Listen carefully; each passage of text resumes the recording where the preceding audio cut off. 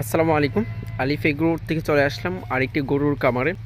দেখেন আপনারা এখানে সারিভাবে রয়েছে গরু, খুব সুন্দরভাবে, যেগুলোকে যত্ন সহকারে কিন্তু এখানে এই আপনার লালন পালন করা হচ্ছে। প্রত্যেকের প্রতিদিনই তারা যে ময়লাগুলো করে এখানে, এই লেদা দেয়, গরুর লেদা, গোবর টোবর, এগুলো কিন্তু প্রতিদিনই এখানে ধৌত করা হয় পাইপ দিয়ে সুন্দরভাবে। একদম মানে সিস্টেমটা ডিফারেন্ট এবং আমার কাছে খুব ভালো লাগছে, কারণ সব কিছু পরিষ্কার। দেখেন, এই আপনারা যারা গরু পালন করেন অবশ্যই আপনাদের এখানেও এরকমভাবে পরিষ্কার করে রাখতে হবে, সব কিছু পরিষ্কার করে রাখতে হবে। আর আমি এখন এই দেখেন, এটা কিন্তু অনেক বড় একটা কামার, এখানেও আছে, ওই দিক দিয়েও আছে। আমাদের এখানে দেখেন এই রানা স্যার আছে, রানা স্যার দাঁড়িয়ে আছেন, রানা স্যার আছেন। সাথে আছে এই কামারের যিনি বর্তমানে গরুগুলোকে দেখাশোনা করে, এই যে আমাদের চাচা আছে। চাচা, আসসালামু আলাইকুম। আচ্ছা, আপনার কাছে জানতে চাই আপনারা কিভাবে এই এত গরুগুলো, মানে তাদেরকে খাবার দাবার কিভাবে কি করেন না করেন, এদিকে একটু তাকান। প্রথম অবস্থা আমরা শুরুতেই আমরা যে গরুগুলো আগের গরুগুলো ছিল দেন এটা আমরা মানে গরুর খামারের জন্য গরু খামারের জন্য আমরা একটু প্রথম অবস্থা সেট করে নিয়েছি। তারপরে আমরা গরু কয়েকটা গরু খেয়েছি, কিনে আস্তে আস্তে আস্তে আস্তে তাহলে এরকম বাড়তি দিকে যেতেছে। তারপরে গাভী ছিল তিনটে, তিনটে থেকে এখন বেশ হয়ে গেছে 10টা। 10টা হলে দুটো তিনটে খেলাইতেছি। আড্ডি মানে একটু প্রেগনেন্স হয়েছে।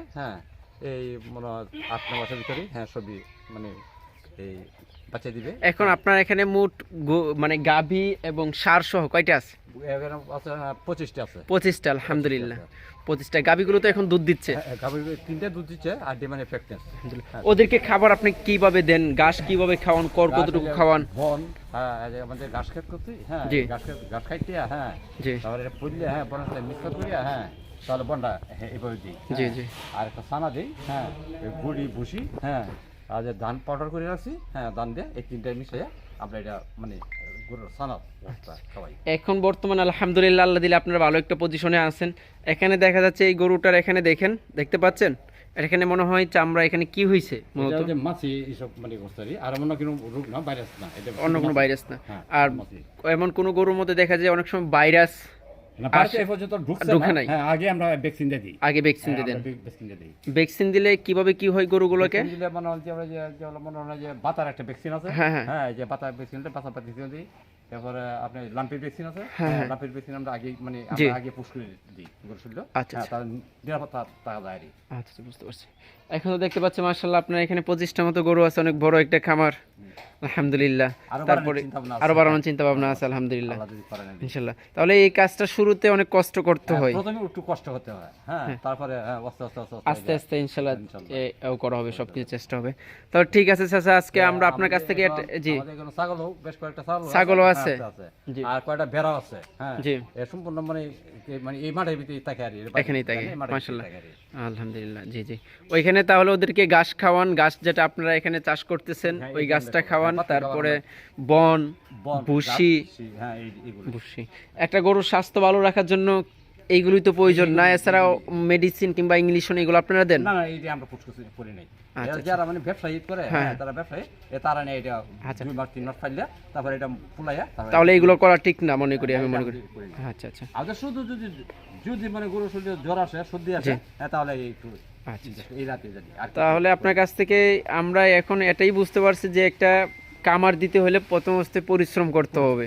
অনেকে অনেক কিছু বলবে, তখন আমাকে আমার জিনিসটার মধ্যে অটল থাকতে হবে, কাজটা করতে হবে। আচ্ছা আচ্ছা, এখন যারা এই যে শিক্ষিত বেকার আছে তাদের উদ্দেশ্যে আপনি কি বলবেন? তারা কি চাইলে এই কাজটা করতে পারে? না, এটা আবার এটা একটু শ্রম দিতে হবে, পরিশ্রম দিতে হবে, ট্রেনিং করতে হবে। কি করে এই 1 সপ্তাহ 15 দিন এটা তুমি মানে দেখে তারপরে আপনি না তুলে চলবে, সেই এটা চালাই দিবে। আচ্ছা আচ্ছা, তার মানে এখানে আগে একটু বুঝতে হবে, ট্রেনিং করতে হবে এবং তাকে এখানে পরিশ্রম দিতে হবে। পরিশ্রম ছাড়া কোনো কিছু করা সম্ভব নয়। আচ্ছা আচ্ছা, তাহলে সব কিছুই সম্ভব যদি সে পরিশ্রম করে। আচ্ছা, চাচার নামটা কি? আমার নাম মোহাম্মদ সুজাদউদ্দিন ফরাজ। আচ্ছা, আপনার ফার্মটা এটা কোথায় একটু বলে দেন? আমার ফার্মটা এই আপনার মেন রাস্তার, কেন্দ্র রাস্তার মেন রাস্তার পশ্চিমে ঈদগাহ মাঠটা পশ্চিমে। আচ্ছা, ঠিক আছে, চাচার কাছ থেকে শুনলাম যে আপনারা চাইলে আপনারা সবাই পারবেন, যদি আপনার চেষ্টা থাকে, ইচ্ছা শক্তি থাকে। ভাই, আপনার চেষ্টা ইচ্ছে শক্তি, আপনাকে অনেকেই অনেক কিছু বলবে, কিন্তু আপনি যেটা চাচ্ছেন সেটার প্রতি আপনাকে কাজ করে যেতে হবে। আজকে চাচার কাছ থেকে যে কথাগুলো শুনলাম, যে প্রথম অবস্থায় কঠোর পরিশ্রম করছে, কঠোর পরিশ্রম করার পরে কিন্তু আজকে সম্ভব হয়েছে এখানে 25টা গরু রাখার। গরুর আকার। এখন তারা কিন্তু এই যে গরুটা দেখলেই তারা বুঝতে পারে যে এই গরুটার কোনো সমস্যা আছে কিনা। কারণটা কি, ওনারা কিন্তু অনেক দিন যাবত তাদের সঙ্গে চলাফেরা। তাই আপনারা কাজে লাগুন, আপনারা চেষ্টা করুন, এখন থেকেই শুরু করে দিন। পড়াশোনা করছেন, চাকরির পিছনে পড়ে না থাকে, যদি আপনি চাকরিও করেন পাশাপাশি কোনো একটা কিছু করেন, তাহলে দেখবেন ইনশাল্লাহ আপনি ভালো কিছু করতে পারবেন, আপনার ইতিহাস অন্যরা পড়বে। তাহলে আজকে এই পর্যন্ত, সবাই ভালো থাকেন, সুস্থ থাকেন, আল্লাহ হাফেজ।